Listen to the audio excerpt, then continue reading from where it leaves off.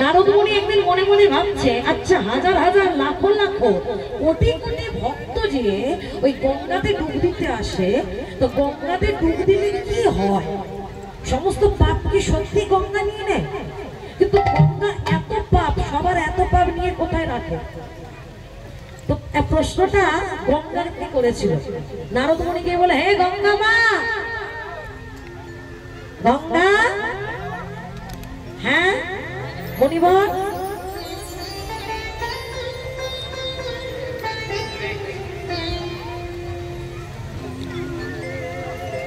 তোমার পক্ষে যে লাখো লাখো ভক্ত এসে ডুব দেয় পাপ থেকে মুক্তি পাওয়ার জন্য, তা গঙ্গা তুমি এত সবার পাপগুলো নিয়ে রাখো কোথায়?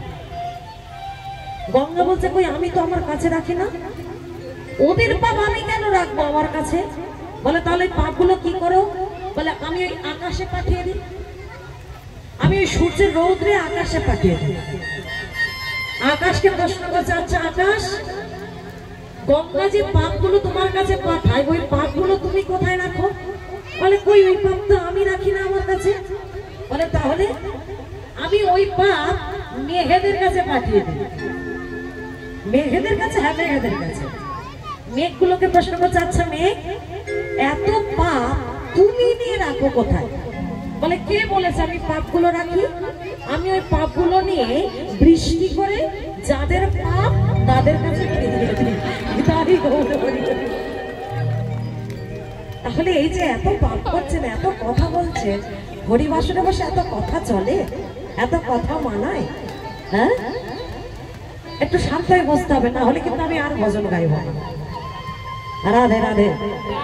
ভগবানও খেলে, আমরাও খেলি, তবে ভগবানের খেলাটা হয় খেলা, আমাদের খেলাটা হয় না। ভগবানের খেলার সাথে আমাদের খেলাকে যদি গুলিয়ে ফেলি তাহলে বড় ভুল হয়ে যাবে। যে ভুলটা করেছিল দুজন, কে কে? প্রথম হলো চতুর্মুখী ব্রহ্মা, ভগবানের লীলাকে খেলা মনে করে নবলক্ষ ধেনু রাখাল বালকদেরকে হরণ করে গিরি গোবর্ধনের গুহার মধ্যে লুকিয়েছিল। নিজের ভুলটা যখন বুঝতে পেরেছিল, তখন ভগবানের কাছে বলেছিল, হে প্রভু, হে দয়াময়, তোমাকে চিনতে পারিনি, তোমার লীলাকে খেলা মনে করে আমি ভুল করে ফেলেছি, তুমি আমাকে ক্ষমা করে দাও। ভগবান বলেছিল, তুমি যে অপরাধ করেছো ব্রহ্মা, তোমার এই অপরাধের ক্ষমা নেই। তুমি যে অপরাধ করেছো, এই অপরাধের শাস্তি স্বরূপ আগত কলিযুগে তোমাকে যমুনের ঘরে যেতে হবে।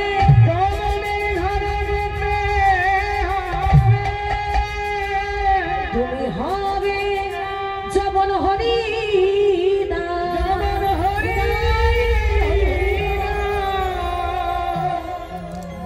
প্রভু তুমি আমাকে অভিশাপ দিলে আমি যমনের ঘরে যাব, তবে প্রভু গো, যমনের ঘরে যাই আর যে ঘরেই যাই আমি যেন তোমার কৃপা পাই, তুমি আমাকে এই আশীর্বাদ করো। আর একজন ভুল করেছিল, সেটাকে বলতে পারবেন? ভোলানাথ। কবে ভুল করেছিল? ওই যে রাস মঞ্চে ভগবান বলেছিল ব্রজ গোপীরা ছাড়া কেউ রাস মঞ্চে প্রবেশ করতে পারবে না, কিন্তু ভোলানাথ গোপী সেজে রাস মঞ্চে ছলনা করে প্রবেশ করেছিল। ভগবান সেটা বুঝতে পেরে ভোলানাথ অভিশাপ দিয়েছিল, ভোলানাথ তুমি হলে জগতের শ্রেষ্ঠ বৈষ্ণব, এত বড় বৈষ্ণব হয়ে তুমি আমার সাথে ছলনা করলে, এটা তুমি কেন করলে? অভিশাপ দিলাম, আগত কলিযুগে তোমায় নরকুলে যেতে হবে, তুমি হবে শান্তিপুরে অদ্বৈত গোসাই।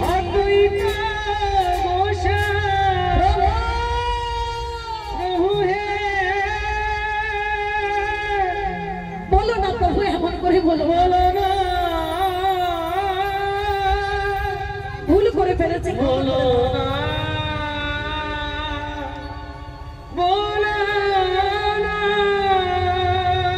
প্রভু আমি হলাম পরম বৈষ্ণব, ধ্যানে জ্ঞানে শয়নে স্বপনে নিদ্রা জাগরণে আমি শুধু তোমাকেই ভালোবেসেছি। তোমার জন্য আমি গৃহত্যাগী, তোমার জন্য আমি সংসার ত্যাগী, তোমার জন্য আমি নিজেকে ভালোবাসলাম না, সারা জনম ধরে শুধু তোমায় ভালোবেসে গেলাম, আর তুমি আমাকে অভিশাপ দিলে। ও মায়েরা, এই ভোলানাথ জগতে শ্রেষ্ঠ বৈষ্ণব জানেন তো? ভোলানাথের থেকে বড় বৈষ্ণব জগতে আর কেউ নেই। এই ভোলানাথ কত বড় বৈষ্ণব জানেন? একদিন পার্বতী মা ভোলানাথকে প্রশ্ন করছে, এই যে অস্বামী, আচ্ছা সমুদ্র মন্থনে যে বিষটা উঠেছিল সেটা পান করে তুমি নীলকণ্ঠ নাম ধারণ করলে, তো হ্যাঁ গো, বিষ পান করলে সবাই তো মারা যায়, তুমি বাঁচলে কেমন ভাবে? আর বেঁচে যখন থাকলে ওই বিষটা তোমার কণ্ঠতে রয়ে গেল, নিচে আর নামলো না কেন? বলে, ও পার্বতী, তুমি আগে আমাকে বলো তো, ওই বিষটা পান করবার জন্য কে আমাকে ডেকেছিল? বলে, কেন? স্বয়ং ভগবান। হ্যাঁ, ভগবান। আর ভগবান যদি কাউকে কৃপা করে কিছু দান করে, সেটা কখনো বিষ হয় না, সেটা অমৃত সমান হয়ে যায়। তাছাড়াও আমার এই হৃদয়ে মাঝে আমি আমার ভগবানকে বসিয়ে রেখেছি। যেখানে আমার ভগবান থাকে সেখানে বিষ প্রবেশ করতে পারে না, তাই ওই বিষ আমার কণ্ঠতে রয়ে গেল, নিচে আর নামলো না। পার্বতী মা বলে, এই যে দাঁড়াও দাঁড়াও দাঁড়াও, চুপ করো, তুমি কি আমাকে বোকা পেয়েছো? তুমি কি ভেবেছো আমি তোমার খবর রাখি না? আচ্ছা ঠিক আছে ঠিক আছে, মানলাম সেদিন ভগবান ডেকে তোমাকে বিষটা দিয়েছিল বলে খেয়ে তুমি আমার হয়েছে, কিন্তু বিষটা তুমি একবার পান করো